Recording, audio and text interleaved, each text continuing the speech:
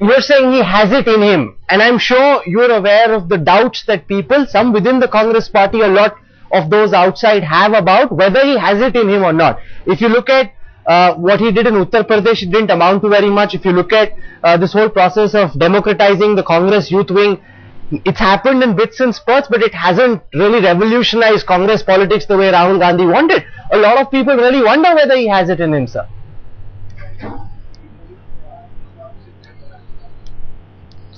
Do you have the names of all those people who are doubtful about his ability in the Congress party?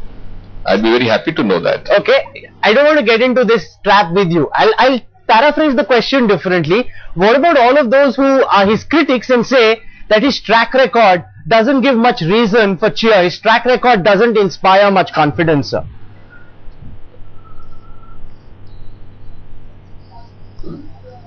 Again, I would request you to at least give me the names of all those people who have got doubts on his ability.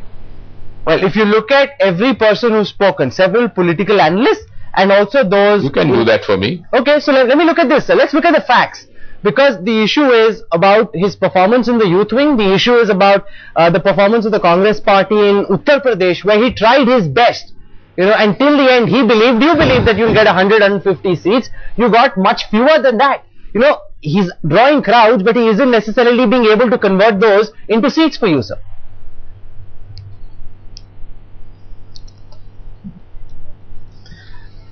You should not forget that he brought democracy in the student wing of the Congress party, in the youth wing of the Congress party, which was unheard of.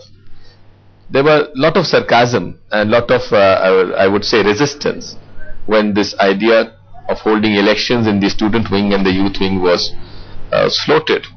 But he showed that determination and the grit, and he has successfully conducted elections in NSUI and Youth Congress successfully all over the country, which we should give credit to him. He brought new people into the party and new faces. If you see the track record, most of the Youth Congress leaders who were given seats in the 2009 elections were successful, and they have emerged as a very successful not only candidates, but they are doing fairly well. Also, he has created a team of his own all over the country. In every assembly, in every I would say parliament, he has got now elected NSUI and Youth Congress leaders. Why do you forget that? So, will Rahul Gandhi's elevation mean that Mrs. Sonia Gandhi will now start backing away bit by bit, handing over charge to him? Because if that doesn't happen, there will be concern about multiplicity of command. You know, will people go to Rahul? Will they go to Mrs. Gandhi? Will they go to the Prime Minister? Do you fear that this could be a third wheel? You know, could that impact the performance of the party, sir?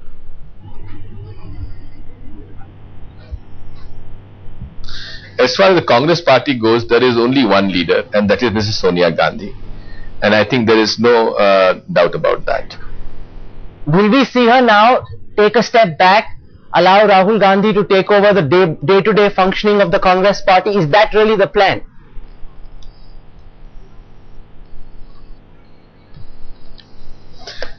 Well, as far as I see, you must have noticed that Sonia ji has not been keeping too good a health. She has had a very